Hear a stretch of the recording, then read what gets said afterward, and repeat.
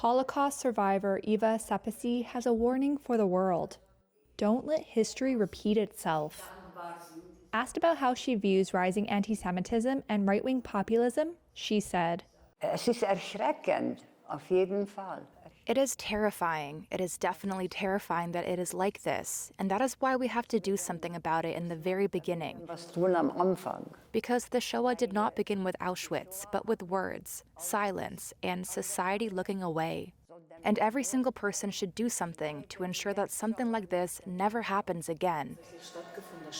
The 92-year-old survived Auschwitz, the Nazi death camp liberated 80 years ago by Soviet troops. She's among a group of survivors voicing concerns about the current political climate. During a visit to the Jewish Museum in Frankfurt, Germany, she recalled being a young girl and on the brink of death at Auschwitz. She said prison guards mistakenly thought she was dead already and left her behind. She did not speak about her experience for decades. In 2016, she discovered a death list containing the names of her mother and brother. And then I was able to grieve, to cry. I couldn't do that before. 96-year-old Teresa Regula was also brought to Auschwitz.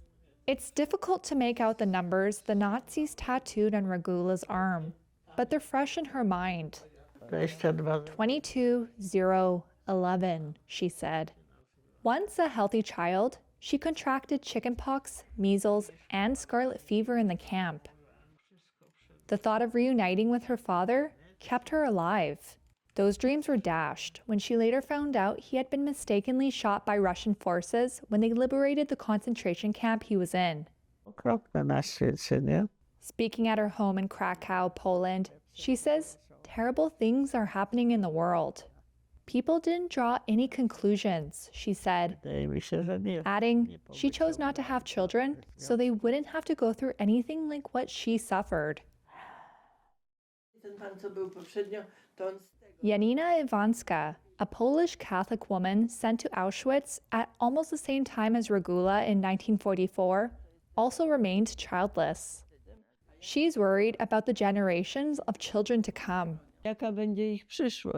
What will their future be like? Because I see it as bleak, because I remember before 1939, hatred was created between people, pitting some people against others, treating others as a slightly lower, worse race.